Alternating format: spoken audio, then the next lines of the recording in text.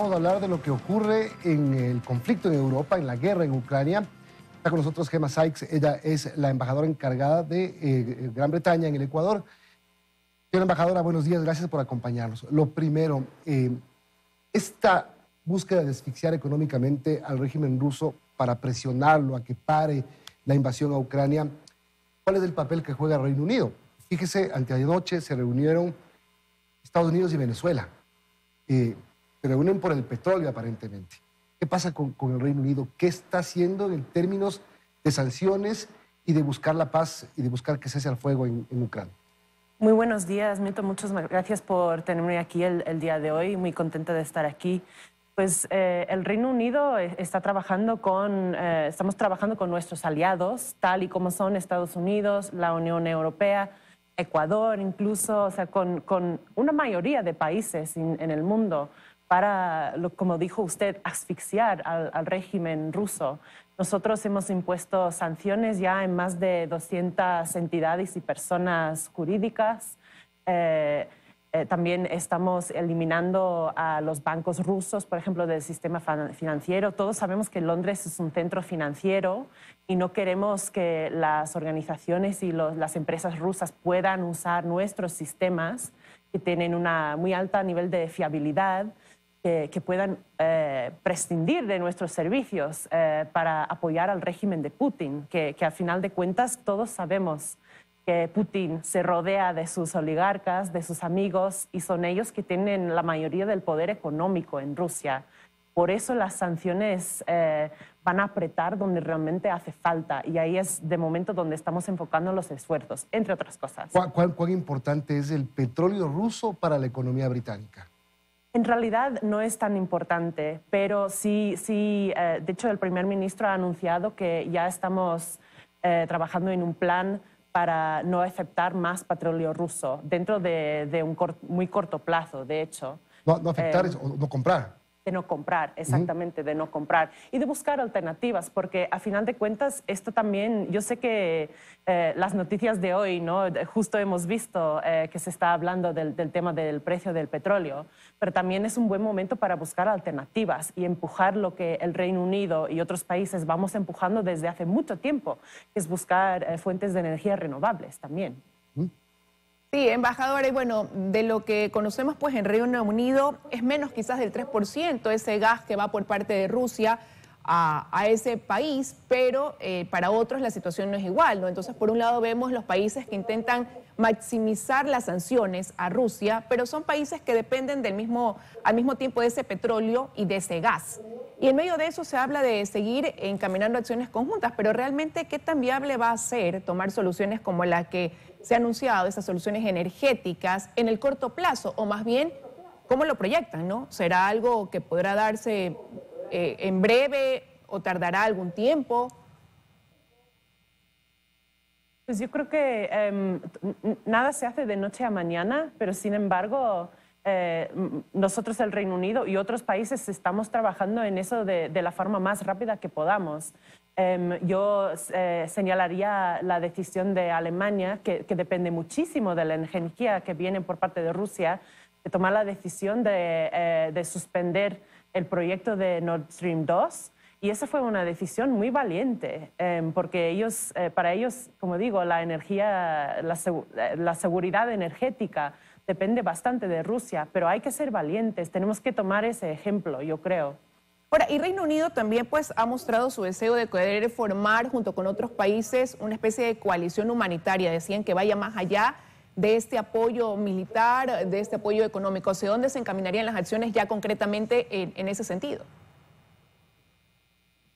Disculpe, no le escuché bien la última parte. Le decía que dentro de esta idea que tiene Reino Unido de motivar a crear con otros países una coalición humanitaria, ¿hacia dónde apuntarían específicamente esas acciones que ustedes dicen se separan de ese apoyo militar o de ese apoyo económico a Ucrania?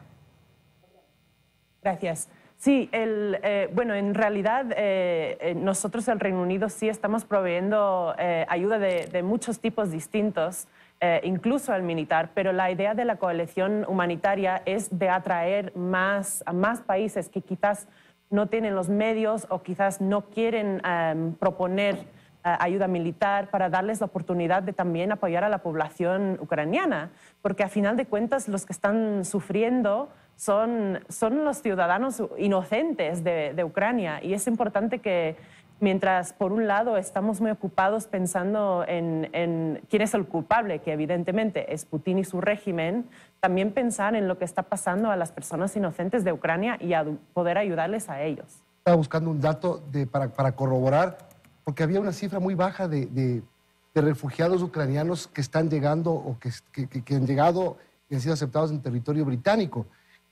¿Cuál es el número de refugiados? Obviamente los primeros países en recibir son los vecinos, Polonia, Eslovaquia, Hungría, donde están llegando Moldavia, la mayor cantidad de desplazados. Ya van más de 2 millones. Esta va a ser sin duda, después de la Segunda Guerra Mundial, la ola de refugiados más grande de Europa. ¿Qué pasa en Reino Unido? ¿Cuántos han llegado? ¿Cómo están preparándose? Pues estamos preparándose, es la palabra adecuada en este caso, Milton, porque ya hemos enviado equipos de refuerzo a varios países para poder tramitar las visas necesarias. También hemos extendido las visas existentes de los ciudadanos ucranianos que ya están en el Reino Unido con el tipo de visa que sea, aunque sean turistas. Les hemos dicho, ustedes se pueden quedar como mínimo hasta final de este año, como un paso temporal para quitar esa presión inmediata de pensar que a dónde tengo que ir. Y de ahí pues también se van a ir desarrollando, conforme vaya desarrollando el conflicto, qué se puede hacer más a plazo mediano. ¿Han llegado ya refugiados a los países de la Gran Bretaña? Sí. Pues no solamente es Inglaterra, estamos hablando de Escocia, estamos hablando de Gales. Sí, o sea, el Reino Unido es un país, sí, es un estado. Sí. Pero ¿han llegado a esas ciudades, a las capitales? A ver, como digo, tenemos nuestros equipos para poder facilitar eso. Tenemos que tomar en cuenta también la cuestión de la geografía. Sí, es más lejano y más difícil porque hay que atravesar. Exactamente, sí. Entonces, sí, están ahora mismo, muchas personas están cruzando Europa para poder llegar hasta el Reino Unido. Como usted ha dicho, sí se han emitido algunas visas hasta este momento. Nosotros queremos dar la bienvenida. Incluso hemos abierto canales nuevos de nuevos tipos de visas, porque nosotros sí imponemos un régimen de visa para los ucranianos, pero por ejemplo hemos extendido la visa para familiares. Normalmente solo se extiende a la familia nuclear. Nosotros ahora lo estamos extendiendo a familiares menos cercanos, como son padres, por ejemplo.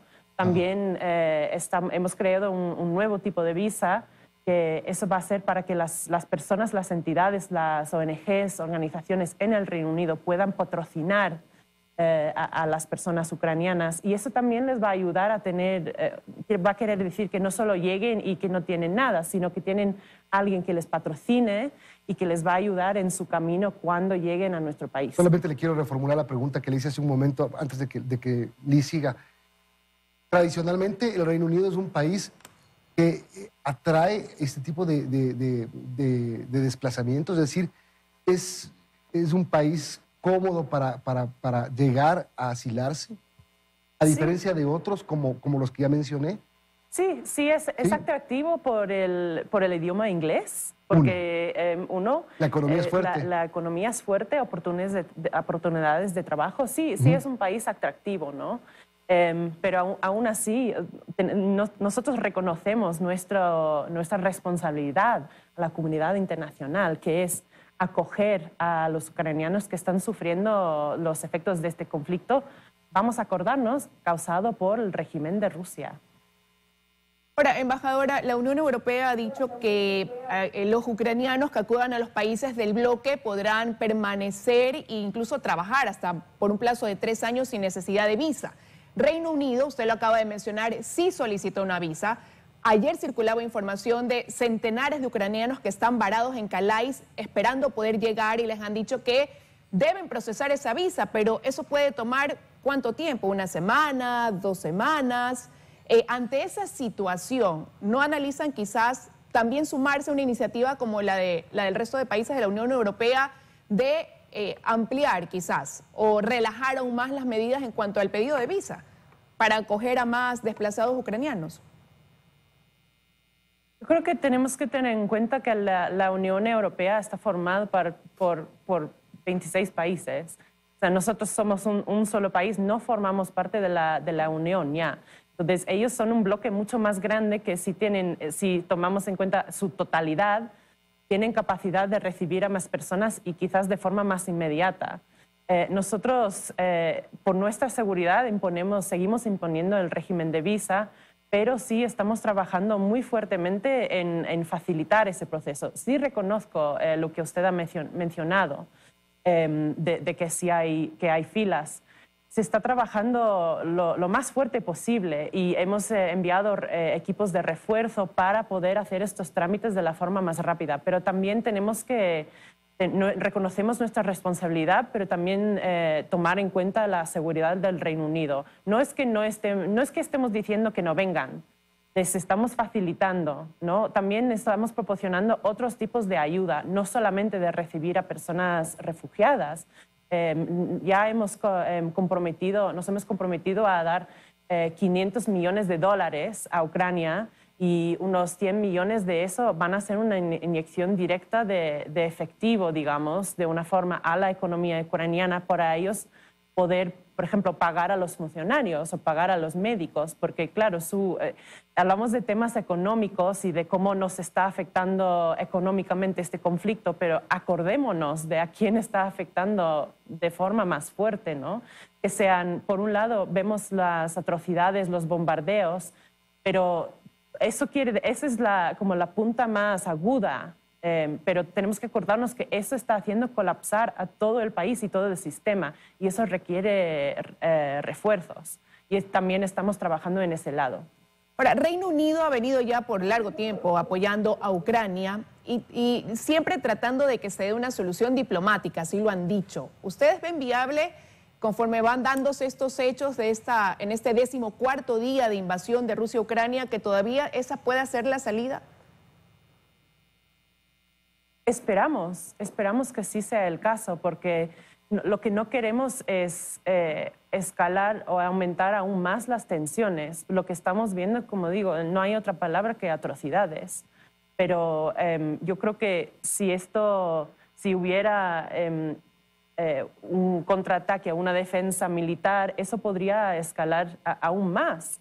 Y nosotros sabemos que el poder militar de Rusia es muy fuerte, y lo que no sabemos es qué podría venir después.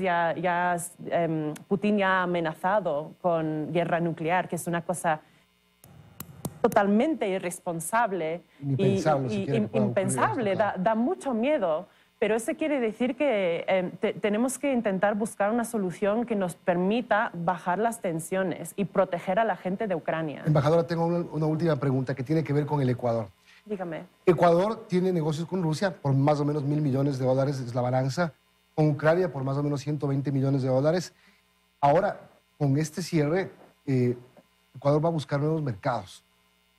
Reino Unido podría ser un destino para ciertas cosas que ya no podamos venderle ni a Rusia ni a Ucrania por el bloqueo que existe. Claro que sí. ¿Qué pasa con las relaciones comerciales? Claro que sí. De hecho, nosotros ya tenemos un acuerdo comercial. Claro que sí. Sí, ya tenemos un acuerdo comercial firmado en el año 2019, y nosotros desde la embajada, junto con la embajada ecuatoriana en Londres, que tenemos una relación estrecha con ellos, ya estamos empujando el tema de comercio. A nosotros nos encantaría que hubiera más comercio entre Ecuador y puede ser una oportunidad dentro de lo terrible que es la guerra.